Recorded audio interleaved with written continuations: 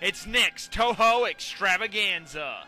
Next on our list is the alien invasion film, The Mysterians. This one starts out with some people discovering a giant robot in the mountains. The overweight, rather tired-looking creation goes on a rampage for about 20 minutes, blowing shit up and raising all kinds of hell across the Japanese countryside. It's awesome, and I really found myself cheering for the robot to win, until he was inevitably knocked off a bridge and never seen from again.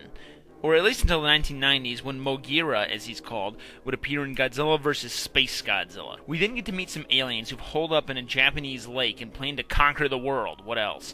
Oh, and we get the obligatory don't use nuclear weapons argument. We developed hydrogen bombs while the Earth was still in its stone age. If Earthmen attack us with hydrogen bombs, we shall reply with hydrogen bombs. I don't mean to make fun of Japan's superweapon policy, but it's kind of forced here. In Rodan, it started out with a nuclear message, but the monsters aren't supposed to be born from radiation. Weird. Anyway, the rest of the film plays out like a simple alien invasion movie, probably because these things were hot at the time. I guess it was Japan's answer to the War of the Worlds. Of course, War of the Worlds didn't have some goofy Power Rangers monsters. They eventually defeat the Mysterians by inventing a heat ray that can deflect their own heat ray back at them, blowing up their little space ball of death. This movie featured Takashi Shimura, who was the paleontologist in Godzilla. Here, he's in a similar role, which seems to suit him, as he has that wise old man look.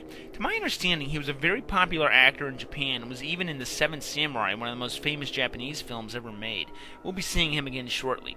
Lastly, this film was followed, sort of, by another film called The Battle in Outer Space. It doesn't have any real monsters in it, so I didn't feel it was relevant to our little history here. Sorry if you're a fan, but I'm limited in my time.